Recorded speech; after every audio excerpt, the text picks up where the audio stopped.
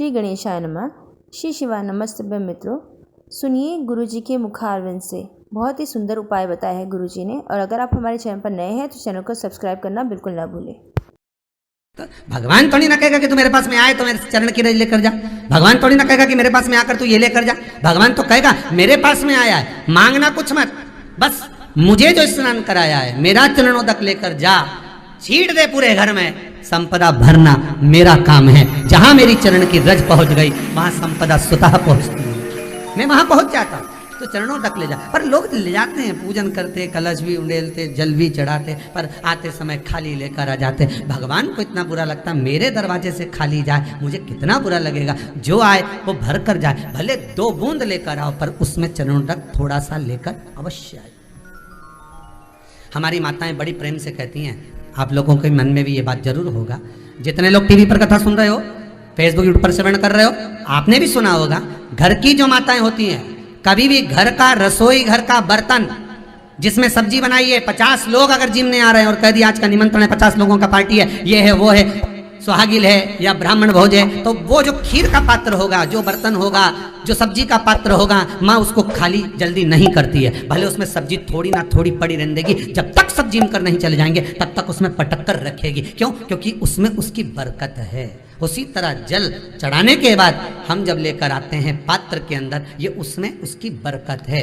गर्ग संहिता में दूसरी चीज कही, उसको भी समझ लीजिए। गर्ग संहिता में कहा गया, जब आप घर से जल लेकर जाते हो भरकर, तो ये सृष्टि की जितनी नदियां हैं, पृथ्वी पर जितनी नदियां विद्यमान हैं, जितने तालाब, जितने सरोवर, जितने कुंड, जितने विराजमान हैं, उन सारे तीर्थों का जल जब आप घर से लेकर निकलते हो तो वो तीर्थ का संपूर्ण जल आपके कलश में आ जाता है। और जब आप उस जल को शिव पर समर्पित कर देती हो और 2 बूंद चरणादक लेकर जब जाती हो, तो शिव महापुराण गर्ग संहिता पद्म पुराण कहती है वो जल साधारण नहीं रहता, वो गंगा जल बनकर तुम्हारे घर को पवित्र करने के लिए पहुंच जाता है।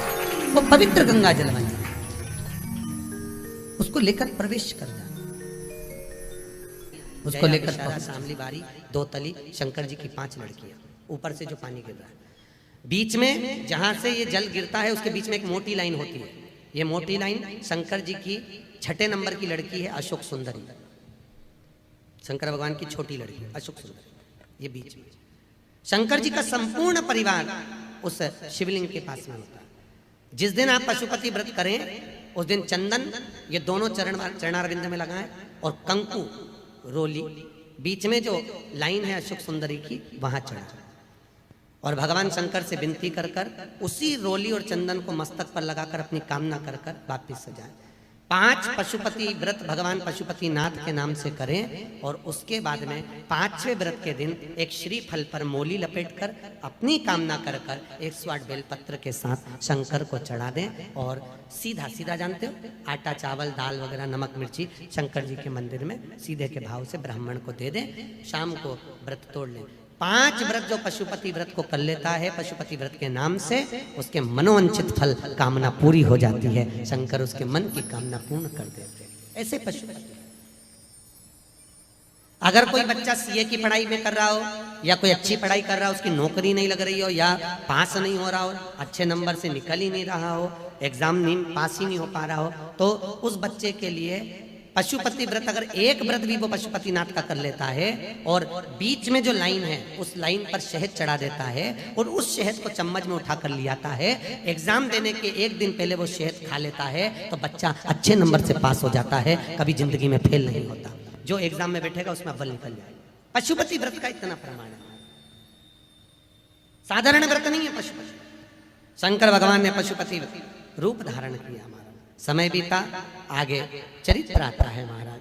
आगे जो वर्णन किया, माता पार्वती जी के साथ में भगवान शिव विराजमान है, तभी उसी समय पर भगवान शंकर भूत भावन बैठे हुए थे। एक शंखचूर्ण नाम का राक्षस हुआ जिसकी धर्म पत्नी का नाम था तुलसी। शंखचूर्ण अपनी प्रवृत्ति में रमा रहता था, गलत काम करना, और तुलसी भगवान शंकर की आराधना में, भगवान शंकर की भजन में लगी रहती थी। शंखचूर्ण राक्षस की प्रवृत्ति इतनी प्रखर थी, मदिरा का पान करना, मांसाहार करना, गलत काम करना, इन सब प्रवृत्तियों को देखकर सारे देवताओं ने भगवान शिव से विनती करी, भोलेनाथ इस शंखचूर्ण को मारना जरूरी है। शंकर भगवान ने कहा इसको मार नहीं सकते क्योंकि इसकी धर्म पत्नी बड़ी सात्विकवान है, पति की सेवा करने वाली, पति को परमेश्वर मानने वाली, भगवत तत्व में डूबने वाली है, भगवत तत्व में कभी गलत संगति में नहीं पड़ी। क्या करा जाए? तो एक काम करते हैं, भगवान विष्णु को शंखचूर्ण राक्षस की पत्नी के पास भेज दिया जाए, शंखचूर्ण का रूप रखकर। शंखचूर्ण का रूप रखकर शंकर भगवान के कहने पर भगवान विष्णु को भेजा गया उसकी धर्मपत्नी के कक्ष में। धर्मपत्नी सोची मेरा पति है, उसके साथ में रही, उससे उसका सात्वित्व दिख गया, सात्वित्व समाप्त हुआ। शंखचूर्ण राक्षस के साथ शंकर भगवान आनंद में युद्ध करे और युद्ध कर कर भगवान शंकर ने शंखचूर्ण को मारा। जैसे ही शंखचूर्ण राक्षस नीचे गिरा, शंखचूर्ण राक्षस को मरते ही शंकर भगवान ने अपने पांव के प्रहार से उसको समुद्र में फेंक दिया। समुद्र में फेंकते ही शंखचूर्ण राक्षस की हड्डियों से शंख जाति का निर्माण हो गया। काय का निर्माण हुआ है? शंख जाति का। हिंदू धर्म में सारे देवताओं पर शंख का जल चढ़ सकता है, केवल एक भोलेनाथ ऐसे हैं शंकर भगवान जिन पर कभी शंख का जल नहीं चढ़ता। काय का जल नहीं चढ़ता? शंख। अगर भगवान शंकर पर शंख का जल चढ़ जाए तो 1000 गौ हत्या के बराबर दोष लगता है। मां शंख के जल का इतना दोष है, शिव जी को नहीं चढ़ता, शंकर भगवान को समर्पित नहीं। शंख का सारे देवताओं पर शंख का जल चढ़ेगा पर शंकर पर नहीं चढ़ेगा, शिव जी पर नहीं चढ़ेगा, क्योंकि भगवान शंकर ने शंखचूर्ण राक्षस के वध कर कर उसके चरण का प्रहार कर कर भगवान ने उसको समुद्र में पटका, जिससे शंखचूर्ण राक्षस की हड्डियों से शंख जाति का निर्माण हुआ। शंखचूर्ण राक्षस की हड्डियों से शंख जाति का निर्माण होता है। महाराज यहाँ पर तुलसी का जो सात्वित्व डिगा, तुलसी क्रोध में लाल हो गई और लाल होकर भगवान विष्णु से कहा नारायण तुमने मेरे साथ छल करा है, जाओ मैं तुम्हें श्राप देती हूं कि तुम पत्थर के हो जाओ। और तुलसी अपने ऊपर जल डालकर गंडकी नदी के रूप में बहने लगी।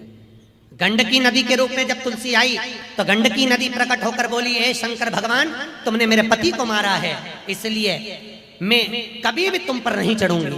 पूरी दुनिया में केवल एक ही जल है, गंडकी नदी का जल, जो शंकर जी पर कभी नहीं चढ़ता। महाराज गंडकी नदी कहाँ है? चीन और नेपाल की बॉर्डर पर।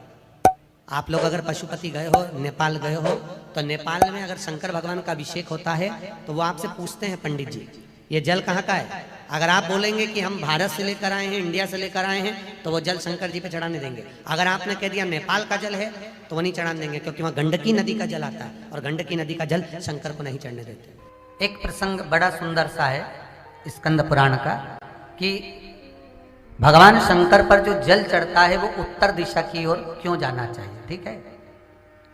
और पूजन करने वाले व्यक्ति को महाराज दक्षिण में बैठकर उत्तर की ओर मुख कर कर शंकर का अनुमोदन क्यों करना चाहिए, ठीक है।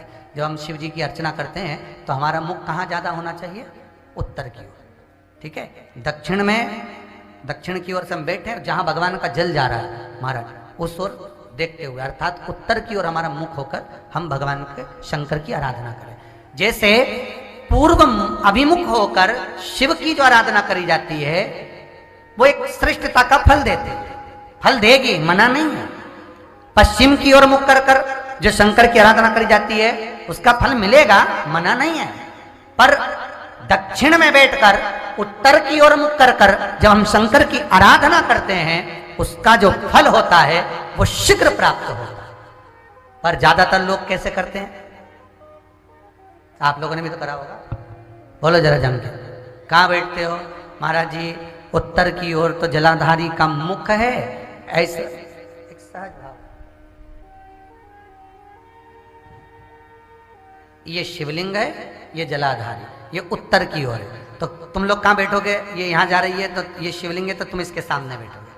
ये जल यहाँ से जा रहा है तुम उसके सामने बैठो। पर बैठना कहाँ चाहिए? जहां शिवलिंग है यहां से जल बह रहा है तो यहां बैठो। फिर बाद में लोग कहते हैं महाराज जी हम तो शंकर जी की खूब पूजन करते, हमने तो खूब अनुष्ठान करा पर फल कम क्यों मिला? उसका कारण है पूर्वाभिमुख होकर करोगे मिलेगा पर थोड़ा समय लगेगा। पश्चिम अभिमुख होकर करोगे मिलेगा, थोड़ा समय लगेगा, पर शिव आराधना में जब दक्षिण में बैठकर उत्तर का मुख कर कर जहां शिव का जल जाता है, बस यहां बैठकर अगर आप शंकर की आराधना कर रहे हो तो वो कामना पूरी होने में देर नहीं लगती, कार्य जल्दी ही पूर्ण हो जाता है। पर दुनिया के लोगों तो वही हिसाब से जाते हैं, जैसे शंकर जी के मंदिर में जाओगे तो इधर पानी बह रहा है तो तुम सामने जाके जल चढ़ाना चाहोगे, या उधर बैठकर जल चढ़ाना चाहोगे। तुम्हारी जो इच्छा है, तुम्हारी जो आनंद है, ब्राह्मण भी अगर आपको बिठाएंगे तो पूरा पश्चिम का मुख कर कर बिठाएंगे, यहाँ बैठ जाओ, यहाँ से पूजन करो, यहाँ बैठ जाओ। पर उसमें शिव महापुराण में, स्कंद पुराण में कहा गया कि भगवान शिव को रिझाने के लिए सर्वश्रेष्ठ स्थान कि काल को भी जीता जाए, और दक्षिणवर्ती का काल,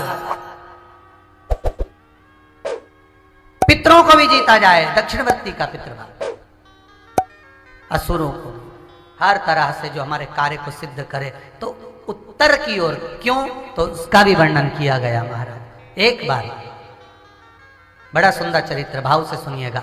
कई लोगों के मन में यह प्रश्न आता है कि उत्तर की ओर भगवान का जल क्यों जाता है। एक बार भगवान भूत भावन भूतेश्वर, मेरा शिव, मेरा त्रिकालदर्शी, मेरा कैलाशी अविनाशी, मेरे शंकर विराजमान